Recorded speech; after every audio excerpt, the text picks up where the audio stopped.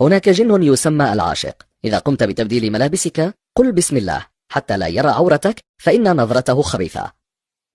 الجاثوم هو مخلوق من الجن يكون واقفا خلفك حتى تنام، وحين تنام يجلس فوقك ويخنقك، فاقرأ المعوذات قبل النوم فهي تحميك. الجن يبعدون عنك مسافة يوم إذا ذكرت اسم الله. بعد منتصف الليل لا تتجول كثيرا لأن هذا الوقت هو وقتهم. الشيطان لا يرقد بجانب من ينام على جنبه الأيمن، ولا يمكنه العبث في أحلامه حتى يغير وضعية نومه. الجن أيضا لديهم شعوب وقبائل، وعالمهم كعالمنا، دول وملوك وديانات. لا يستطيع الجن إيذاء شخص يحافظ على الأذكار. عند دخولك لأماكن مهجورة لا تضحك ولا تستهزئ، لأن الجن يسكن تلك الأماكن وهو لا يترك من آذاه.